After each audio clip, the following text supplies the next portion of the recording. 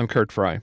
In this movie, I want to take the next step in building an Excel workbook that we can use to create a schedule for a 12-team league. I'm assuming it's a soccer or football league where each team plays every other team once home and away for a total of 22 matches. I've generated all possible schedule weeks that I have over here on the left. And there are a couple of things to look for. The first is that there are some weeks where a team is scheduled to play itself. That means they have the week off. And of course, if one number is duplicated, that means that another number doesn't appear at all. So if I look in match week 13, I see that club number 2 doesn't appear. So in that case, club number 8, because it duplicates, would have the week off, as would club number 2, because they don't appear. Over on the right, I have the grid that we will use to generate the final schedule. But one thing I want is to create a rule so that no club will have more than a certain number of home or away matches in a row. So if you play more than 4 times in a row at home or away, then we would try to find a better solution so that it's more balanced. So I will scroll down and I will show you that I've created 2 grids, and those count, or rather indicate, whether a match is a home match or an away match.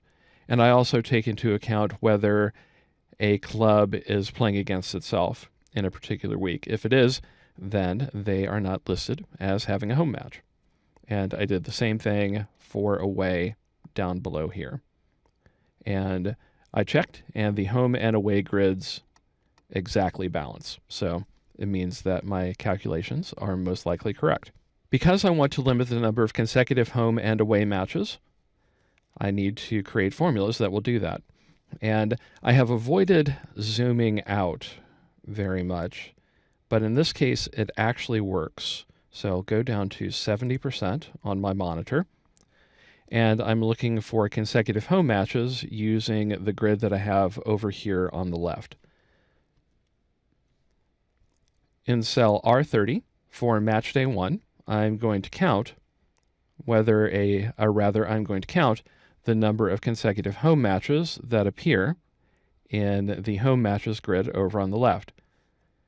So just looking at the numbers, we have 1, 2, 3, 4, 5, and 6.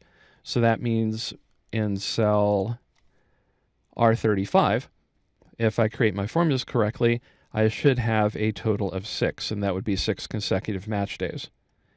And I will tell you why I have T1, T2 for the teams instead of numbers in a moment. So the formula in R30 is an if formula. If the value in the corresponding cell over on the left is 1, then we increment by 1. On the other hand, if it isn't, we go back down to 0. So we have equal if, then C30.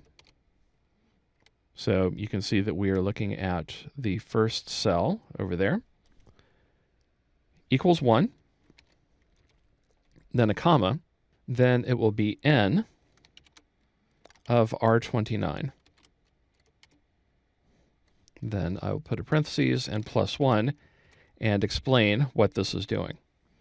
So if C30 equals 1, then the value in this cell, which is R30, will be n of R29 plus 1. So R29 is T1 up above. N is a very useful function, and it asks if a value is true or not. And if it is, or if it's equal to 1, then it gives you a value of 1, otherwise it is 0.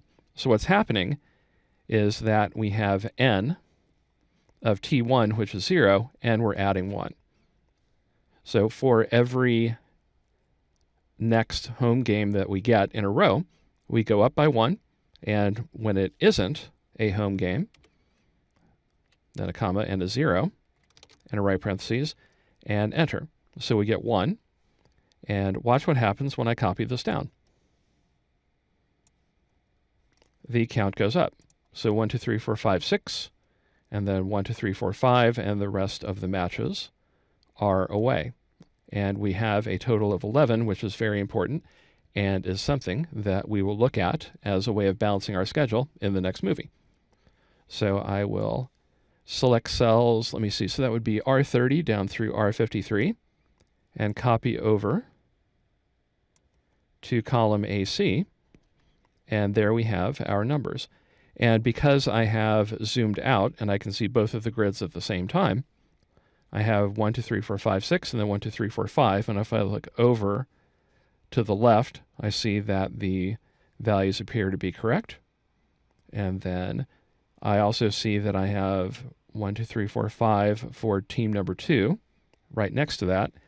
So the 5 is below, the 5 is below, and the 5 is below. And part of that pattern is the way that I created the basics of the schedule to get everything that I needed into the worksheet. And now we can do the same thing for the away matches. So here I will go down to cell R58. So I'm in R58 equals if C58. So again, we're checking whether we have a home or away match. In this case, 1 equals away. So if C58 equals 1, indicating an away match, comma, then we're checking, or we're adding n of the cell above the current cell, plus 1. So that is n of R57, plus 1, or it's reset to 0. So that's equal. So because, and if I look up at our original schedule grid, I see that Team 1 has several home matches in a row. So if I come back down here, it makes sense that it is equal to 0. And then I'll click cell R58 and drag the fill handle down. And there we have a list of our away matches. And right now we have a maximum of 6 away matches, followed by a string of 5. So we definitely want to fix that. And then I will select cells R58 through R81 and copy over to column AC. And there we have a grid that indicates the number of home and away matches consecutively at the end of each week. So with the cells still selected, I will change the alignment to center, and I will put outside borders around them. And I'll do the same thing for the consecutive home match grid above, so they are easier to read. And this gives us a lot more information that we can use to create a balanced and reasonable schedule. And I'm sure you can see how this would be difficult to do by hand. Arranging the weeks in random order would lead to long streaks of consecutive home or away matches and would make for an unbalanced and frankly unpleasing schedule.